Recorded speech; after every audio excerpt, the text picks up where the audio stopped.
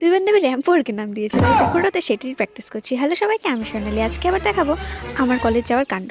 ঘুমের সাথে যুদ্ধ করে সকাল সকাল রেডি হয়ে বাসওয়ালাকে 10 টাকা ভাড়া দিয়ে স্টেশনে গেলাম এবং ট্রেন ধরে সোজা কলেজে পৌঁছে গেলাম।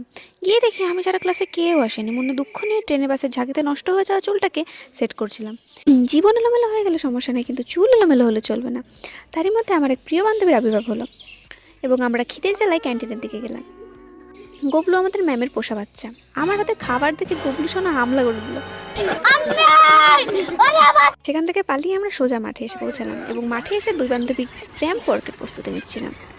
র্যাম্প ওয়ার্কের আরটাও জানি না, আবার আমরা নাম দিয়েছি র্যাম্প ওয়ার্কে। আমাদের হাঁটা দেখে মনে হচ্ছে দুই দিদিমা বাজারে যাচ্ছে বাজার করতে।